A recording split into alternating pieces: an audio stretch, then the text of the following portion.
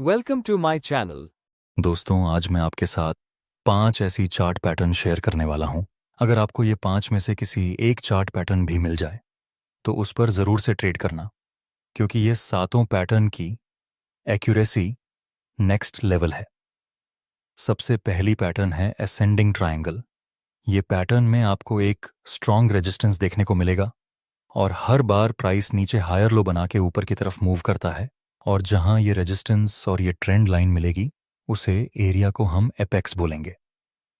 इस पैटर्न की एक कंडीशन है कि प्राइस मिनिमम इस ट्रेंड लाइन को 2 बार तो टच करना ही चाहिए, तभी हम इसको एक परफेक्ट असेंडिंग ट्रायंगल पैटर्न बोल सकते हैं। चलिए समझते हैं इसमें आपको ट्रेड कैसे लेना है। जैसा कि यहाँ पर आप देख सकते हैं, स्टार्टिंग में प्राइस ऊपर जा रहा था, उसके बाद प्राइस थोड़ा सा नीचे गिरता है। एक बार फिर से प्राइस ऊपर जाने की कोशिश करता है, लेकिन ये रेजिस्टेंस ऊपर की तरफ ब्रेक नहीं हुआ और मार्केट यहां से ही रिवर्स हो गया। जब प्राइस नीचे आता है तो प्राइस इस सपोर्ट तक भी नहीं पहुंच पा रहा। यहां से एक बार फिर प्राइस ऊपर की तरफ मूव करने लगा और फिर से एक बार प्राइस इस रेजिस्टेंस तक पहुंचता है, लेकिन अफसोस इस बार भी प्राइस इस रेजिस्टेंस को ब्रेक नहीं कर पाया और फिर से एक बार नीचे गिरा।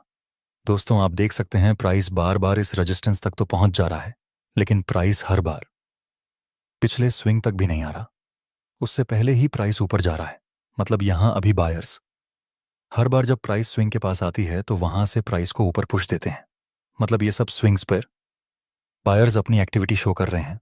अभी जिस तरह से मार्केट का स्ट्रक्चर है उसे हिसाब से अभी बायर्स बाय करने में ज्यादा इंटरेस्ट दिखा रहे हैं, लेकिन फिर भी अभी हम कुछ नहीं कह सकते जब तक कि हमें कोई अच्छा ब्रेकआउट ना मिले।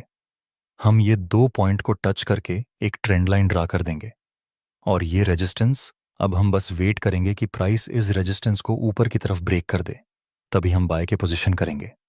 और अगर प्राइस ने इस ट्रेंड लाइन को नीचे की तरफ ब्रेक कर दिया तो हम सेल की अपॉर्चुनिटी फाइंड करेंगे। लेकिन आपकी जानकारी के लिए मैं बता दूं कि ये है तो कंटिन्यूअस पैटर्न, मतलब अप ट्रेंड है। और अगर आपको असेंडिंग ट्रायंगल पैटर्न मिले तो हाई चांस रहेंगे कि प्राइस एंड में ऊपर की तरफ मूव करे, लेकिन कुछ कुछ केस में ऐसा देखा गया है कि प्राइस इस ट्रेंड लाइन को ब्रेक करके नीचे भी आ जाता है। इसलिए सिंपली हम ब्रेकआउट का वेट करेंगे। नेक्स्ट प्राइस ने इस रेजिस्टेंस को ऊपर की तरफ ब्रेक कर दिया, लेकिन हम ट्रैप नहीं होना चाहते, इसलिए हम रिटेस्ट का वेट करेंगे और फिर प्राइस थोड़ा सा नीचे आता है। ये रेजिस्टेंस अब सपोर्ट का काम करेगा। वहां पर हमें एक बुलिश कैंडल का सिग्नल मिला। यहां पर आप एंट्री कर सकते हैं, आपका स्टॉप लॉस रहेगा। इस बुलिश कैंडल के लो से थोड़ा सा नीचे और ये पॉइंट के बीच में जितना गैप होगा उतना प्रॉफिट टारगेट रख सकते हैं। नेक्स्ट प्राइस ऊपर जाता है, जिसके साथ हमारा प्रॉफिट टारगेट भी कंप्लीट हो चुका है। चलिए अब दूसरी चार्ट पैटर्न को देखते हैं और वह है descending triangle pattern. Ascending triangle pattern का ठीक उल्टा होगा। डिसेंडिंग ट्रायंगल पैटर्न में प्राइस इस ट्रेंड लाइन से बार बार नीचे जाता है, जो कि रेजिस्टेंस का काम करेगी, और बार बार प्राइस इस सपोर्ट से ऊपर जाता है। इसमें भी प्राइस मिनिमम 2 बार इस ट्रेंड लाइन को टच करना ही चाहिए, तभी हम इसको एक परफेक्ट डिसेंडिंग ट्रायंगल पैटर्न बोल सकते हैं। और ये पैटर्न भी जनरली है तो कंटिन्यूअस पैटर्न, मतलब अगर डाउन ट्रेंड के अंदर आपको डिसेंडिंग ट्रायंगल पैटर्न मिले तो हाई चांस रहेंगे कि प्राइस फिर से एक डाउन साइड में मूव दे, लेकिन कुछ कुछ केस में प्राइस ट्रेंड लाइन को ब्रेक करके ऊपर भी चला जाता है। इसीलिए यहां पर हम ब्रेकआउट या फिर ब्रेकडाउन का वेट करेंगे। एग्जाम्पल के लिए, यहां प्राइस स्टार्टिंग में नीचे आ रहा था, फिर प्राइस एक बार ऊपर गया, वहां से फिर से प्राइस एक बार रिवर्स होकर इस सपोर्ट तक आता है। नेक्स्ट प्राइस इस सपोर्ट से फिर से ऊपर की तरफ मूव करता है, लेकिन यह स्विंग ऊपर की तरफ ब्रेक नहीं हुआ और प्राइस फिर से एक बार इस सपोर्ट से नीचे गिरता है। ये 2 पॉइंट को हम टच करके ट्रेंड लाइन बनाएंगे, जो कि रेजिस्टेंस का काम करेगी। और ये सपोर्ट आप देख सकते हैं, प्राइस हर बार पिछले स्विंग तक भी नहीं पहुंच पा रहा, उससे पहले ही प्राइस नीचे गिर रहा है। मतलब ये सब स्विंग्स पर सेलर्स अपनी एक्टिविटी दिखा रहे हैं। नेक्स्ट प्राइस ने इस सपोर्ट को नीचे की तरफ ब्रेक डाउन कर दिया। अब हम वेट करेंगे कि प्राइस फिर से यहां पर रिटेस्ट करने के लिए आए। ये सपोर्ट अब रेजिस्टेंस का काम करेगा। वहां पर प्राइस आता है और हमें यहां एक बियरिश कैंडल का सिग्नल मिला। अब आप सेल में एंट्री कर सकते हैं, आपका स्टॉप लॉस रहेगा इस बियरिश कैंडल के हाई से थोड़ा सा ऊपर और प्रॉफिट टारगेट के लिए आप ये पॉइंट और ये पॉइंट के बीच में जितना गैप होगा उतना प्रॉफिट टारगेट रख सकते हैं। बड़ी टाइम फ्रेम में मिले, जैसे कि 1D 4H 3H, तो उसमें इसकी एक्यूरेसी बहुत ही ज़्यादा होगी। और जब भी इसमें ब्रेकआउट मिले तब हाई चांस रहेंगे कि प्राइस काफ़ी बड़ा मूव ब्रेकआउट की साइड दे। लेकिन ये दोनों ही पैटर्न में आपको याद रखना है कि प्राइस किसी भी डायरेक्शन में ब्रेकआउट दे सकता है, इसलिए जल्दबाजी में कोई गलत ट्रेड मत ले लेना। आपकी दूसरी चार्ट पैटर्न है और वह है राइजिंग चैनल। देखिए, राइजिंग चैनल में आपको दो ट्रेंड लाइन मिलेगी, एक जो कि सपोर्ट का काम करेगी और दूसरी जो है वह रेजिस्टेंस का काम करेगी। प्राइस ये दोनों लाइन के अंदर मूव करता रहता है। अब नॉर्मली आप इसमें दो तरह से ट्रेड ले सकते हैं। एक, जब प्राइस इस चैनल के अंदर हो तब आप किसी कैंडलस्टिक पैटर्न का सिग्नल मिलने पर ट्रेड कर सकते हैं, और दूसरा, जब ये दोनों ट्रेंड लाइन में से किसी एक ट्रेंड लाइन का ब्रेकआउट मिल जाए तब भी आप इसमें ट्रेड कर सकते हैं। और जब प्राइस ये राइजिंग चैनल के अंदर होता है तब अगर आप सिर्फ बाइंग करने की अपॉर्चुनिटी फाइंड करें तो वह आपके लिए ज़्यादा बेहतर रहेगा। एग्जाम्पल के लिए, यहां पर प्राइस अप ट्रेंड में मूव कर रहा था, हम ये दो पॉइंट को टच करके एक ट्रेंड लाइन बनाएंगे जो कि रेजिस्टेंस का काम करेगी, और ये दो पॉइंट को टच करके हम एक दूसरी ट्रेंड लाइन बनाएंगे जो कि सपोर्ट का काम करेगी। नेक्स्ट, प्राइस थोड़ा सा नीचे आकर फिर ऊपर जाता है जहां पर हमें एक बुलिश कैंडल का सिग्नल मिला। दोस्तों, वैसे आप इस रेजिस्टेंस पर किसी कैंडल का सिग्नल मिलने पर सेल में एंट्री कर सकते हैं, लेकिन मैं चाहता हूं कि आप ऐसा ना करें, क्योंकि यह बुलिश ट्रेंड है। तो आप सिर्फ अगर बाइंग करने की अपॉर्चुनिटी फाइंड करेंगे तो आप ज़्यादा फायदे में रहेंगे। इसलिए यहां पर बेयरिश सिग्नल मिलने पर भी हम सेल में एंट्री नहीं करेंगे।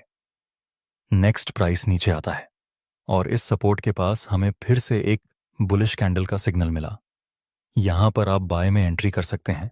आपका स्टॉप लॉस रहेगा इस बुलिश कैंडल के लो के नीचे, और प्रॉफिट टारगेट के लिए आप इस रेजिस्टेंस वाली लाइन का यूज कर सकते हैं। नेक्स्ट, प्राइस ऊपर जाता है जिसके साथ हमारा टारगेट भी कंप्लीट हो चुका है। आपकी नेक्स्ट चार्ट पैटर्न है फॉलिंग चैनल राइजिंग चैनल से। ठीक उल्टा होगा।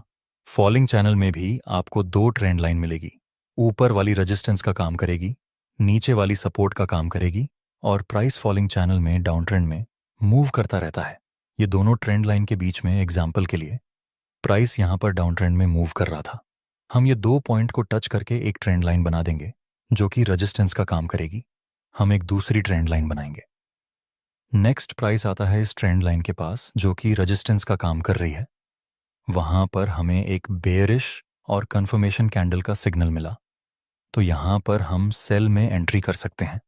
हमारा स्टॉप लॉस इस कैंडल के हाई से थोड़ा ऊपर रहेगा, और प्रॉफिट टारगेट इस ट्रेंड लाइन के पास नेक्स्ट प्राइस नीचे गिरता है जिसके साथ हमारा प्रॉफिट टारगेट भी कंप्लीट हो चुका है। अभी हम देखें तो प्राइस इस सपोर्ट के पास एक बुलिश कैंडल का सिग्नल देता है। डाउन ट्रेंड है, इसलिए हम यहां पर बाय में एंट्री नहीं करेंगे। हम वेट करेंगे कि प्राइस अगर फिर से इस ट्रेंड लाइन के पास आता है और वहां पर हमें कोई बेयरिश सिग्नल मिले तो हम सेल में एंट्री करेंगे। नेक्स्ट, प्राइस आता है फिर से इस ट्रेंड लाइन के पास, वहां पर हमें एक बेयरिश और कंफर्मेशन कैंडल का सिग्नल मिला। अब आप यहां पर फिर से सेल में एंट्री कर सकते हैं।